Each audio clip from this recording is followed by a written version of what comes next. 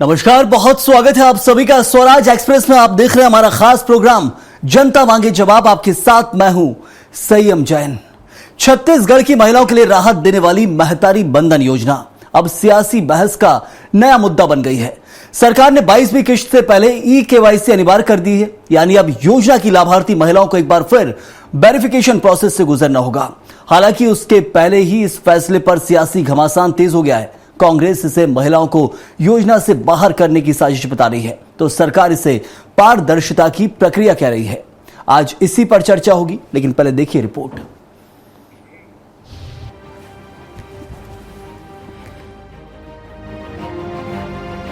महतारी वंदन योजना की 21वीं किश्त जारी होने के बाद अब राज्य की करीब 69 लाख महिलाओं का आधार और बायोमेट्रिक सत्यापन चल रहा है। महिला एवं बाल विकास विभाग ने सभी जिलों को आदेश जारी कर दिया है। सरकार का कहना है कि 21 महीने बीत चुके हैं, अब लाभार्थियों की जांच फिर से जरूरी है ताकि असल हितग्राही योजना का लाभ उठा सकें। लेकिन सरकार के इस फैसले पर कांग्रेस का अलग ही दावा है। कहा जा रहा है कि सरकार की माली हालत कमजोर हो चुकी है।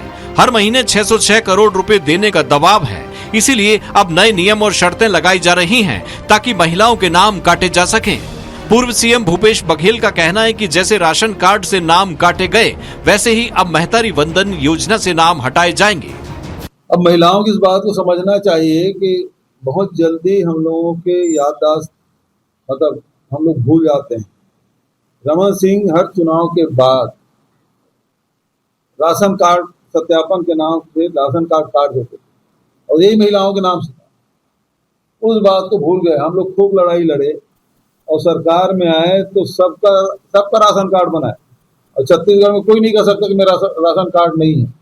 अब फिर से लोग राशन कार्ड सत्यापन के काटे, लाखों राशन कार्ड कट गए, और अब इसी केवाईसी के नाम से, सत्यापन के नाम से फिर से महतारी बंधन में लाखों महिलाओं के नाम काटे जाएंगे। दूसरी ओर उप मुख्यमंत्री अरुण साव ने विपक्ष के आरोपों को नकारते हुए पलटवार किया है। उनका कहना है कि ठगने वाले और धोखा देने वाले लोगों को ऐसा ही नजर आता है।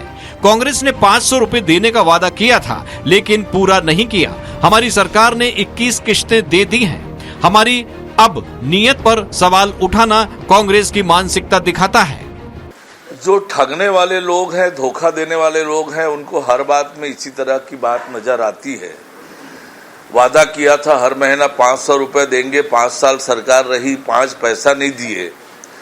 आज जब विष्णुदेव साय जी के नेतृत्व में सरकार महतारियों को 21 किस्तें महतारी वंदन की दे चुकी है, और उसके बाद सरकार की नीयत पर प्रश्न चिन्ह उठाना ये कांग्रेस की मानसिकता को दर्शाता है। बहरहाल महतारी वंदन योजना की 22वीं किश्त से पहले ई-केवाईसी की अनिवार्यता ने प्रदेश की सियासत को गरमा दिया है। कांग्रेस इसे महिलाओं को योजना से बाहर करने की साजिश बता रही है, तो सरकार पारदर्शिता की दलील दे रही है। अब आने वाले दिनों में राज्य में इस मुद्दे पर और भी सियासत देखने को मिल सकती है। स्वराज एक्सप्रेस के लिए रायपुर से दिलीप साहू की रिपोर्ट।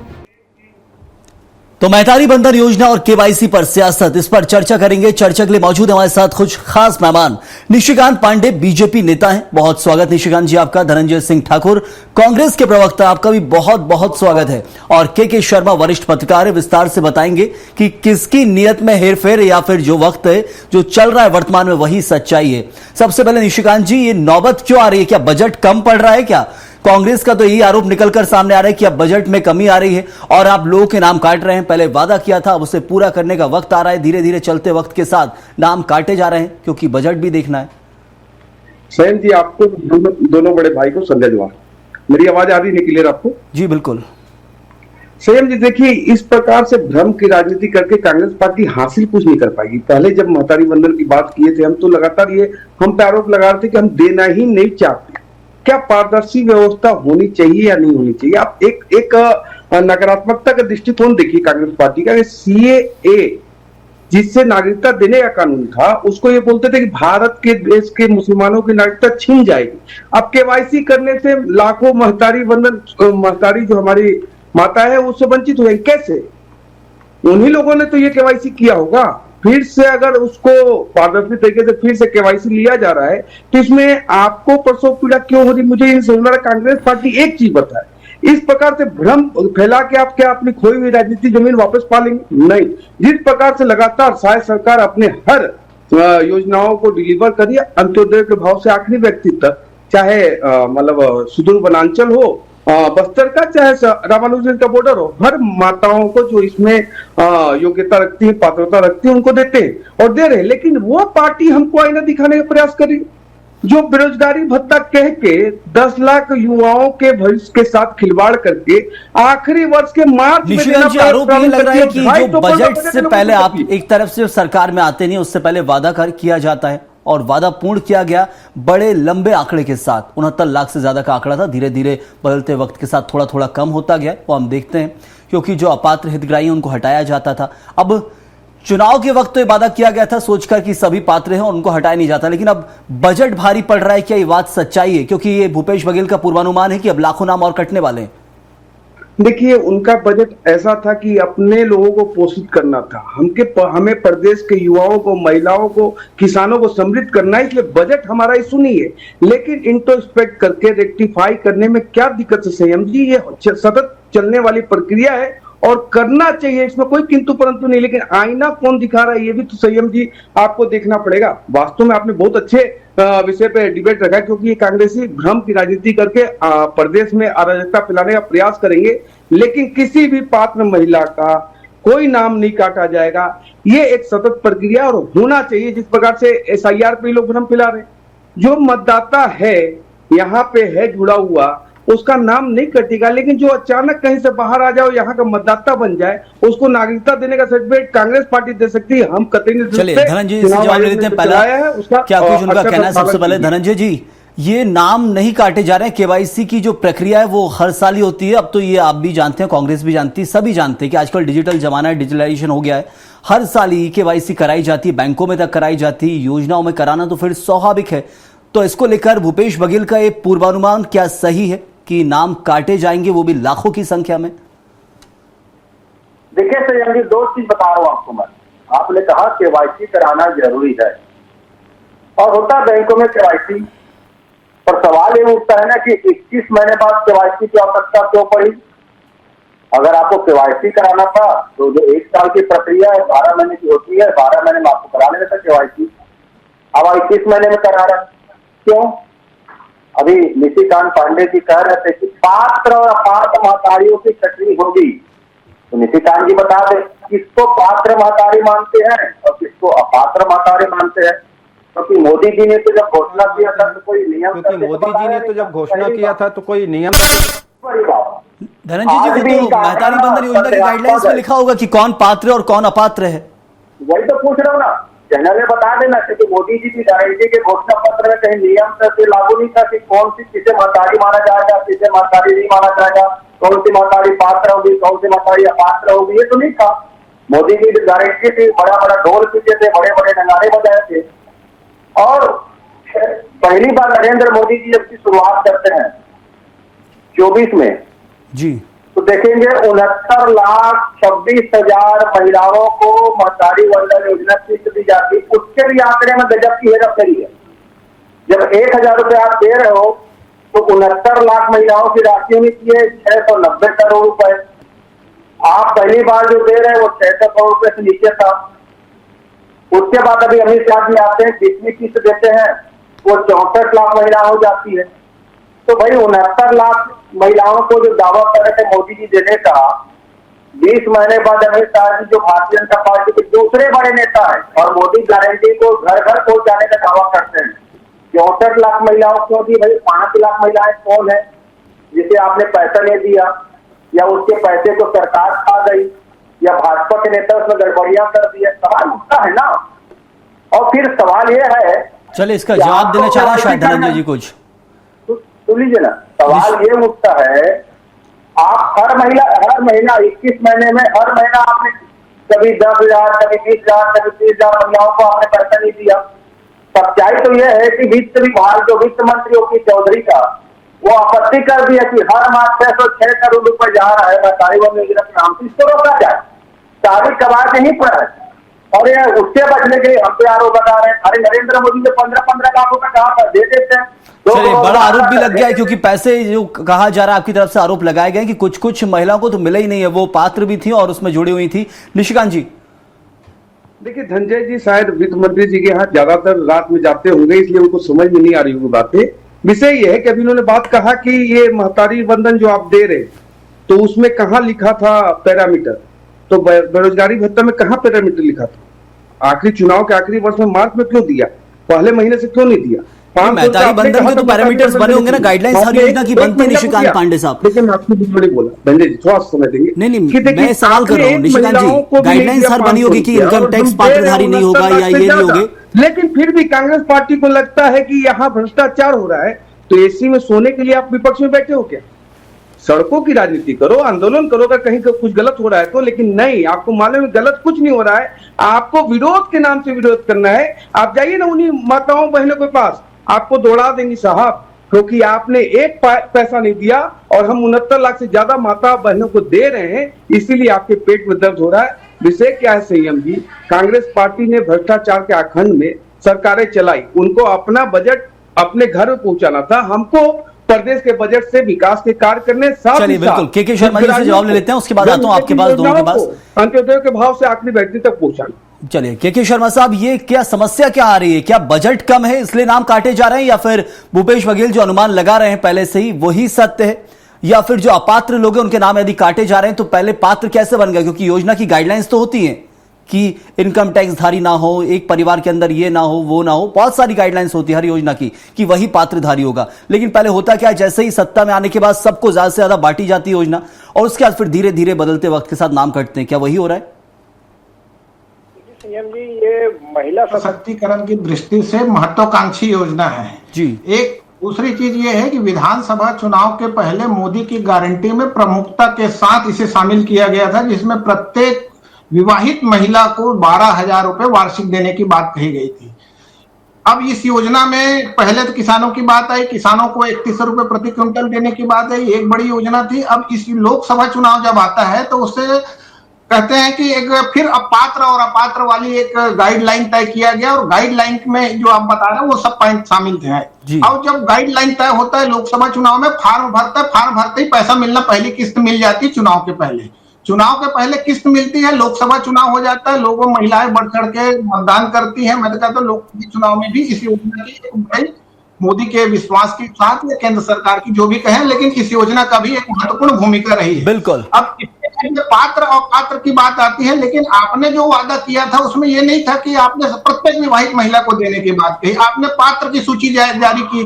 पात्र कौन होगा बता दिए, तो उसके आपको स्क्रूटनी करने का समय नहीं मिला, आपने पैसा दे दिया। उसके बाद फिर तमाम प्रकार की कमियां इसमें आने लगी, चाहे वो नायिका के नाम पे हो, फिल्म स्टार के नाम पे आ जाए या किसी पुरुष के नाम पे आ जाए, इसमें कमियों वाली बात है। तो ये जो अभी जो हो रहा है केवाईसी निश्चित, आप जो पहले बोले कि बैंकों में निश्चित रूप से हर साल आपको केवाईसी कराना पड़ता है, पेंशनधारी है तो उसको जीवित प्रमाण पत्र देना पड़ता है। अब इस प्रक्रिया में बैंकों के माध्यम से ही पैसा मिलता है। जब बैंकों के माध्यम से मिल रहा है तो विभाग अलग से अपना केवाईसी करा रहा है। इसकी जागरूकता की आवश्यकता है महिलाओं में, और जो इसको अस्थायी रूप से रोकने की बात कही जा रही है, मुझे लगता है कि इसको अभी तक भाजपा ने या सरकार ने स्पष्ट नहीं किया है कि 22वीं किस्त नहीं मिलेगी। जो लोग छूट जाएंगे 1,00,000, 2,00,000, 10,000, 5,000, तो इनको क्या 23वीं किस्त के दौरान जो बचा पैसा है वो मिलेगा कि नहीं मिलेगा? क्योंकि आपने 12,000 रुपए वार्षिक की बात कही है। या जो छूट जाएंगे केवाईसी का अवसर जिनको ये उनको देंगे कि नहीं देंगे, कि ये डेडलाइन खत्म हो जाएगा आपको, ये स्पष्ट करने वाली बात है। केवाईसी कराइए, पता लगाइए जिनको देना है नहीं देना है। लेकिन 1,05,00,000 मतदाता है। देखिए शर्मा साहब, केवाईसी में या तो नाम रहेगा या परमानेंट कट जाएगा, दो में से कोई एक चीज होगी फिर तो। नहीं, केवाईसी के बाद सभी पात्र जितने हैं अभी तो पात्र ही कहला रहे हैं, उनका नाम तो काटने का सवाल ही नहीं है। केवाईसी होता है तो उसको काटने का आधार इनके पास क्या रहेगा? केवाईसी हो गया, उसके बाद आपको देना है। आप किसी आधार पे किसी का नाम काटने की स्थिति में नहीं है। मुझे लगता है कानूनन भी यदि ये जाएंगे तो प्रत्येक विवाहित महिला की बात आती है। उसके बाद पात्र अपात्र की श्रेणी आपने तय किया और पात्र लोगों को देना है, तो पात्र की संख्या जितनी अभी जैसे दूरस्थ क्षेत्रों में बस्तर में आपने कर दिया कि नक्सल मुक्त जो है, उन गांव के महिलाओं को भी आपने 60,000 लोगों को देने की बात कही अभी। तो जो अन्य छूट गए हैं, जैसे लोकसभा चुनाव के समय हड़बड़ी में या जैसा भी कहें, उसमें जो लोग छूट गए तो उनको क्या एक अवसर नहीं देना चाहिए? बिल्कुल। निशिकांत पांडे साहब, आपने के शर्मा जी को भी सुना होगा और बहुत हद तक अब चीजें समझ आ गई होंगी कि जब चुनाव आता है और चुनाव से पहले देखा आपने, ज्यादा से ज्यादा लोगों को पात्र बनाया जाता है। ये सिर्फ एक राज्य की तस्वीर नहीं है, मैं 4 राज्यों के नाम ले सकता हूं, यही होता है। पहले ये योजना फ्रीबीज बन जाती है, फिर ये योजना सशक्तिकरण का कारण बनती है, धीरे धीरे बदलते वक्त के साथ फिर उन गाइडलाइंस के तहत नाम काटे जाते हैं, ई-केवाईसी का चलन सामने आता है। पहले ये नहीं किया जाता है जिससे वोट बैंक अफेक्ट ना हो। क्या इस बात को भी स्वीकार करेगी बीजेपी?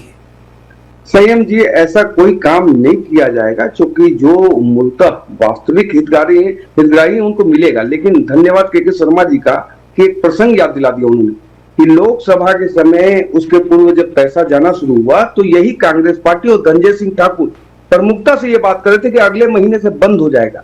जिस प्रकार से ये भ्रम की राजनीति कांग्रेस पार्टी लगातार करती, देखिए 21 महीने तक हमने दे दिया, कहीं कोई किंतु परंतु नहीं। हमारा इंटेंट क्लियर है कि जिसको भी मिले हितग्राही बेनिफिशियरी वास्तविक हो, साथ ही साथ पारदर्शिता के साथ मिले, इसमें किसी को कोई दिक्कत होनी चाहिए क्या संयम जी? दूसरा, आपने कहा कई राज्यों में आपने देखा कि हितग्राही पहले ज्यादा रहते हैं और बाद में कम हो जाते हैं। जिस प्रकार से बीच में कहीं कहीं 1-2 नाम आए थे जिसपे कांग्रेस पार्टी उबाल भी मार रही थी, फिर सनी लियोन को भी दे रहे, ऐसे भी कहीं ना कहीं चीजें आई समक्ष। उसके लिए रेक्टिफिकेशन बहुत आवश्यक है और आप उसको सुधार सकते हैं, ये समय है। अभी कोई चुनावी वर्ष नहीं है जो कांग्रेस पार्टी इस प्रकार का विलाप करने का प्रयास कर रही है। हमारा इंटेंट यही है कि हमारे महतारी बहन जो है सचेत हो, सशक्त हो, लेकिन कोई फर्जीवाड़ा ना रहे। बिल्कुल धनंजय जी। देखिए क्या है संयम जी, आपने बोला ना कि चुनाव में बड़े बड़े वादे करते हैं और सत्ता मिलने के बाद हाथ पर फूलते हैं, वही की स्थिति है। मुझे भाषण याद आता नरेंद्र मोदी जी का, बोले महतारी वंदन योजना में मुख्यमंत्री के पत्नी से लेकर सभी को मिलेगा। निशिकांत जी बता दें, विष्णुसार जी की धर्म पत्नी जी को मिल रहा है कि नहीं महतारी वंदन योजना? तो मोदी जी का दावा से ही झूठा साबित हो गया, पहली बात। और जब आप दावा करते हो कि मुख्यमंत्री जी की पत्नी को, उसके बाद मुझे नहीं लगता कि इस प्रदेश से किसी महतारी को अपात्र कर सकते हैं, क्योंकि महतारी तो महतारी होता है। और जब मुख्यमंत्री जी के पत्नी का नाम आ गया, इसके बाद फिर उसमें नियम सकते किस बात की? तो धोखा देना नरेंद्र मोदी जी का चरित्र है और वादा खिलाफी करना भाजपा का जन्मजात आदत है। जहां सरकार इनको बनाना होता है वहां 15 लाख का दावा करते हैं, 2 करोड़ का दावा करते हैं, और सरकार मिलने के बाद। धनंजय जी, आपसे मेरा एक छोटा सा और सवाल यहाँ पर है, क्या कांग्रेस यदि सत्ता में होती और ये योजना होती तो कांग्रेस भी चाहती कि अपात्र लोग यदि जुड़े तो उनको नाम हटाया जाए? हमारे यहाँ कोई पात्र नहीं होता है। हमने कहा किसानों का कर्ज माफ होगा, हमने यहाँ पे 32,000 करोड़ का कर्ज माफ किया, किसी भी किसान को पात्र नहीं कहा। हमने जब धान खरीदे 2500 का वादा किया तो हर किसान से धान खरीदे 2500 के कर्ज माफ किया। हमारे पात्र नहीं होता, किसान होता है, महिलाएं होती है और महतारी होता है। ये तो भेदभाव करते हैं ना। नहीं, अपात्र तो जुड़ जाते हैं ना कई बार, जैसे 21 से 60 साल की उम्र यदि रख दी गई है महिला की और वो कुछ कम या ज्यादा की उम्र या ज्यादा जुड़ गए अपात्र, तो उनको तो हटाया ही जाएगा। वही रेक्टिफिकेशन की तो बात कर रही है बीजेपी। अरे तो 21 से 60 साल की महिलाएं क्या महतारी नहीं है? क्या उसको महतारी नहीं बोला जाएगा? भाई महतारी क्या अलग अलग उम्र होती है? भाई महतारी तो वही होता है जो मायका हो, और उसकी संख्या इनको मालूम है तभी तो दे रहे थे, और अभी भी 40% लोगों को नहीं मिल रहा है। ये तो नरेंद्र मोदी जी का धोखा है और धोखाबाजी। चलिए निशिकांत जी से जवाब लेके फिर के शर्मा साहब को जाएंगे। सुन रहे हैं तो इधर उधर की बात कर रहे हैं। संयम जी, निशिकांत जी, ये पात्र अपात्र नहीं होता है, चुनाव के वक्त आपने जोड़े जरूर होंगे, लेकिन अब कांग्रेस का साफ तौर पर कहना है जो एक बार जुड़ गए मतलब जुड़ गए हैं। आपने पहली बार में ही जोड़ा है तो सही जोड़ा होगा। नहीं, तो संयम जी, मैं एक प्रश्न पूछता हूँ। अभी तो हमारे बड़े भाई सीएम की पत्नी तक पहुंच गए, क्या चेतन बघेले को बेरोजगारी भत्ता दे रही थी कांग्रेस? वो तो बेरोजगार थे, तभी तो इतना बड़ा भ्रष्टाचार किए। क्या मिसेस सीएम, पूर्व सीएम को बेरोजगारी भत्ता मिल रहा था? उनके पास तो कोई रोजगार नहीं था। इसका जवाब देंगे। इस प्रकार से चर्चा करेंगे, आपको जानकारी है कि पलटवार में हम लोग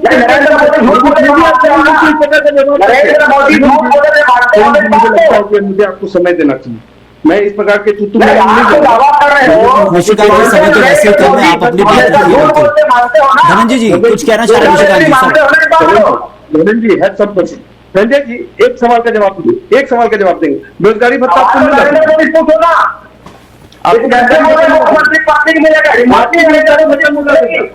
आप बेरोजगार नहीं थे, नहीं दिया ना।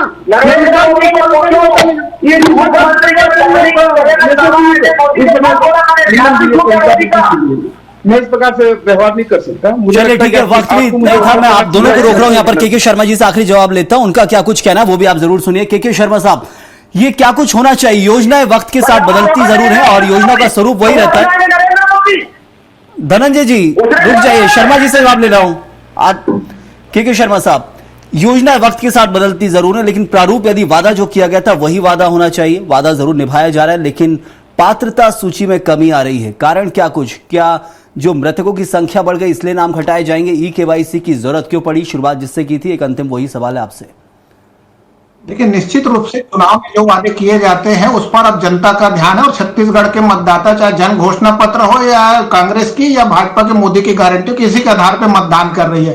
पात्र अपात्र की बात यह, अभी एसआईआर हो रहा है, इसमें एक संशय यह भी हो सकता है कि एसआईआर में यदि किसी का नाम कट गया जी और मतदाता सूची और इसमें महतारी वंदन में उसका नाम है तो विपक्ष को एक बड़ा अवसर मिल जाएगा। ये भी एक कारण है। एक एसआईआर के साथ साथ जो धनंजय ने कहा कि साल में क्यों नहीं हुआ, तो अभी एसआईआर के साथ ये हो रहा है तो ये भी तो क्लियर हो जाएगा कि महतारी वंदन और एसआईआर की एक मिलान भी हो जाएगा कि यदि छत्तीसगढ़ के महिलाओं को ही मिलना है, कोई ऐसा महिला जिसको घुसपैठिए की बात भाजपा कहती है, तो वैसे लोगों के यदि नाम हो तो कट जाएगा। और पारदर्शिता ढंग से ईमानदारी के साथ घोषणा पत्र को लागू करने के लिए यदि कोई ई-केवाईसी की प्रक्रिया आई है तो मुझे लगता है कि सरकार को यह बात ध्यान रखना चाहिए कि आगामी विधानसभा चुनाव में ये सब मुद्दे ही महत्वपूर्ण रहेंगे। आपने वादों को कितना पूरा किया है, मोदी की गारंटी ही महत्वपूर्ण है और लोगों का ध्यान इसी में है। आपके पास बजट को लेकर आम जनता को मतलब नहीं, आप व्यवस्था कीजिए, चाहे शराब से आप 12,500 करोड़ कमाइए, चाहे कहीं से, लेकिन जो आपने घोषणा की उसको पूरा कीजिए। बिल्कुल।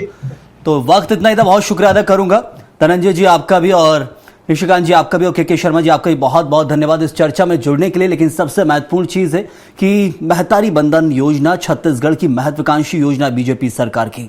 ये वही ट्रम्प कार्ड है जो आप कह सकते हैं कि इस वादे के आधार पर प्रदेश में सत्ता में बीजेपी आई है, जैसे और राज्यों में भी इससे लागू किया गया। ऐसे अलग अलग नाम से योजनाएं थी। महिलाओं को मुख्य धारा में जोड़ने के लिए, महिला सशक्तिकरण बाद से इन योजनाओं का नाम रखा जाता है और उनकी मजबूती प्रदेश के अंदर दिखाई जाती है। लेकिन अब पात्रता सूची में कमी आएगी क्योंकि ई-केवाईसी किया जा रहा है, लेकिन उस पर आरोप प्रत्यारोप का दौर लगातार जारी है। लेकिन बदलते वक्त के साथ कितने घटेंगे नाम या फिर कुछ बढ़ेंगे भी, वो आने वाला वक्त बताएगा। फिलहाल के लिए इतना ही। आप बने रहिए स्वराज एक्सप्रेस के साथ।